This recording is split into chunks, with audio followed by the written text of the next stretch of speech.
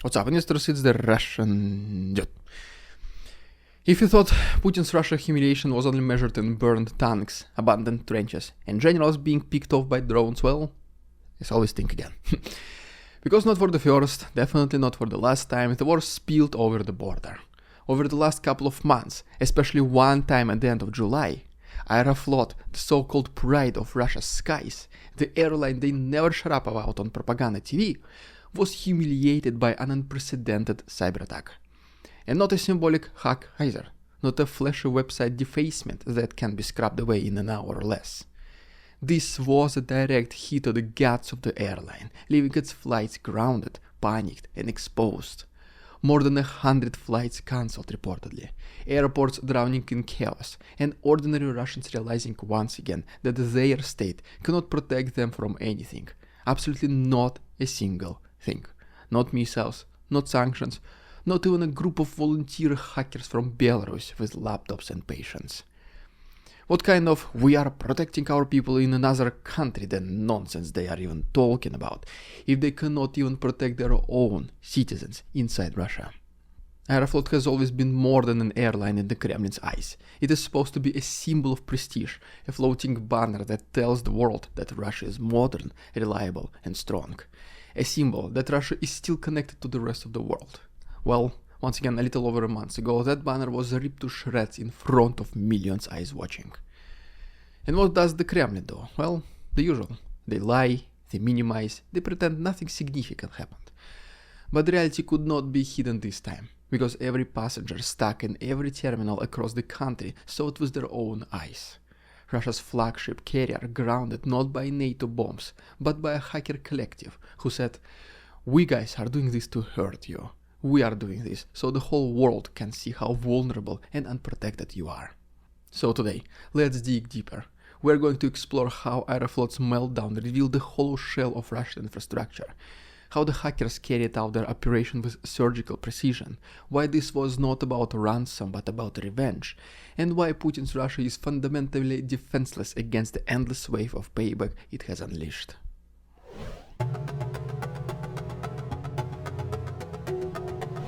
Aeroflot has always tried to play the role of Russia's modern face to the world.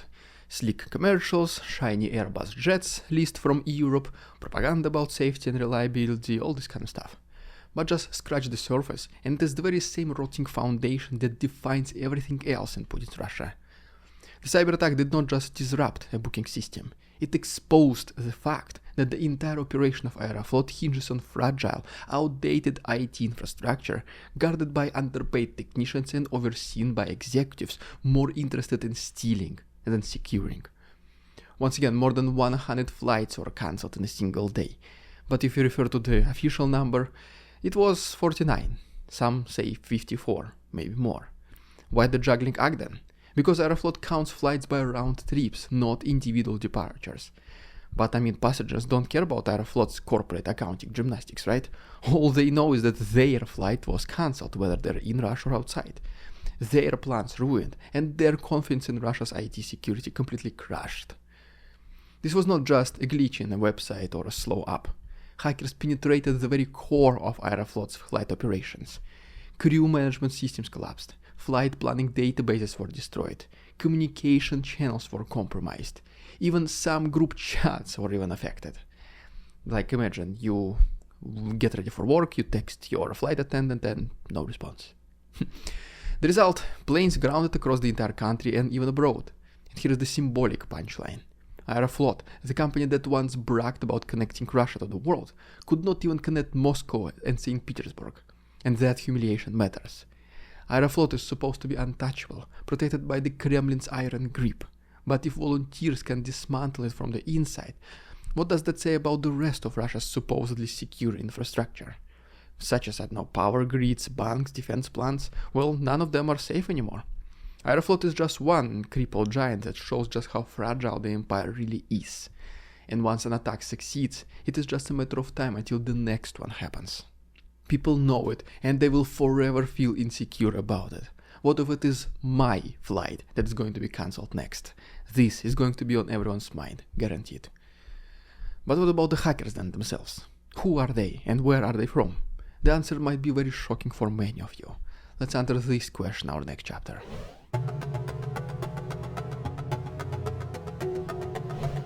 Now let's talk about the perpetrators. This was not a ransomware gang looking for a quick payday. No one sent Aeroflot a demand for $10 million in crypto. This was Cyber Partisans, a Belarusian hacker group that has made a name for itself by targeting the Lukashenko dictatorship and now its Russian overlords. These people did not want money, they wanted revenge, they wanted disruption, they wanted headlines showing the world that Russia can be humiliated without firing a single shot. Cyber Partisans claimed they were inside Aeroflot's network for over a year. I mean, just think about it. For 12 months, they quietly navigated thousands of servers, elevated their privileges, and dismantled security systems piece by piece, while Aeroflot's IT staff remained completely clueless. They accessed executives' computers, corporate emails, and even the in-house surveillance system that recorded employee conversations. If these claims are true, they now hold tens of thousands of hours of recorded calls, internal communications, and private data. And here is where it gets dangerous for Aeroflot now. The hackers did not just sabotage operations. They may have accessed Sabre, the ticketing and booking system. With that in their hands, they can paralyze Aeroflot's entire system. Imagine hackers dumping the flights histories of Russian elites online. Which oligarchs flew to Cyprus, which generals snuck off to Dubai, which Kremlin official sent his mistress to Paris, and all this kind of stuff. This kind of exposure does not just embarrass Aeroflot, it embarrasses the regime itself. The hackers also claim to have wrecked the crew management system. That is the backbone of safe airline operations, basically. It tracks pilot schedules, rest hours, and legal requirements to prevent fatigue. Destroy that database and you do not just delay flights, you make flying itself impossible. Because without it, Aeroflot cannot staff planes safely or legally. That is not an inconvenience, that is a total shutdown. And it means Aeroflot's collapse is not temporarily. Rebuilding those systems could take days or even weeks, months, potentially years. And since hackers already have that information, why not do something like this in the future again? Like mentioned previously, these hackers did not want money for their attack. It was about sending a message. But which kind of message? Let's see it in our next chapter.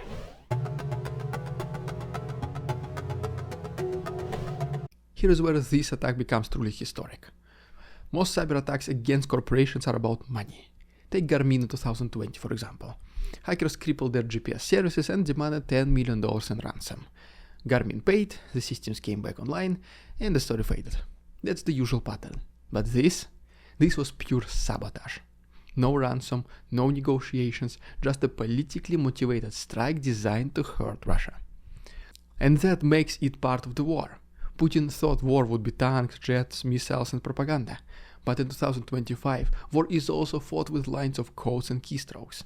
This attack shows that revenge does not always arrive with explosions.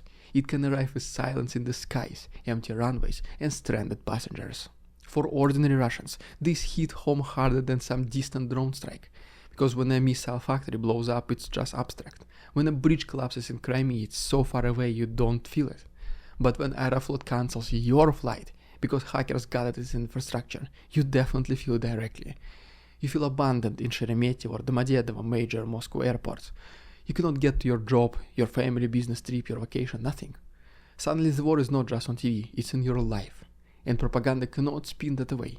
You cannot tell a passenger whose flight was cancelled that everything is fine, because they know it's not. They saw the screens, they heard the announcements, they are right now in the airport going nowhere. They leave the chaos. And that is why this kind of attack is more devastating to Russia than a dozen drone strikes. It makes people realize their state is not invincible, it's incompetent simply. And doesn't even come to people as a revelation, because people just realize that they always knew it.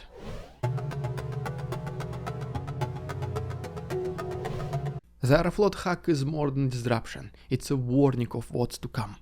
Russia is fundamentally incapable of defending itself against this kind of warfare.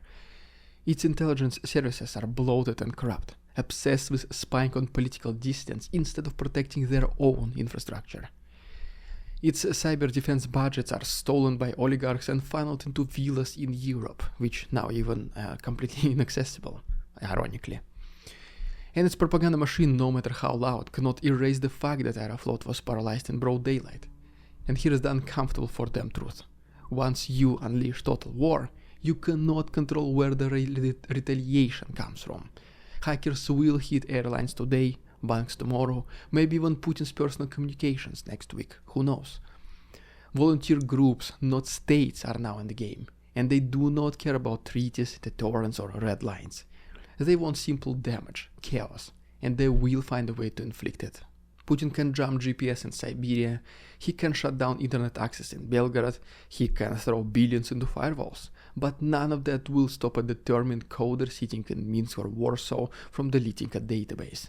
That is the future of war, unpredictable, asymmetrical, illogical, and devastating in ways Russia cannot prepare for. And the fallout is not just technical, it is also political. Every time an airline collapses, every time a bank is paralyzed, every time a system goes offline, ordinary Russians lose trust in the state. They start asking questions propaganda can never answer. I mean, questions like if we cannot fly, if we cannot bank, if we cannot communicate, what are we even fighting for? Why are we bleeding for a war that only brings humiliation home? That erosion of trust is more dangerous to the Kremlin than any Western sanction ever will be. And this was only one strike. There will be more. Maybe tomorrow it's a bank, maybe next month it's a weapons factory, maybe next year it's the very networks that keep Moscow's government running. Each new blow will remind Russians that their empire is crumbling from the inside. Putin can stop this tomorrow. He could end the war, stop making enemies, stop creating targets for revenge. But, well, as we all know, he simply won't. And because he won't, Russia will continue to bleed. In airports, in banks, in factories, in every corner of simple everyday life. That is the price of arrogance, of lies, of launching an unprovoked war you cannot win. Aeroflot's humiliation is just the latest chapter in Russia's story of decline, but it will not be the last. The planes may eventually fly again, and they will. The systems may be rebuilt, but the message is permanent. Russia cannot keep its own skies safe, and the world is watching. Well, there you have it, guys. If you haven't done so already, please subscribe to my channel for more videos like this. If you wish to support my work, there are links down below, for example, PayPal donations. Thanks for watching. See you tomorrow. We won't succumb to their tricks, the facade they try to sell. Their twisted words and feeble claims on us all they cannot quell. We see through their lies, their feeble attempts to sway. We do not believe in ridiculous Russian propaganda.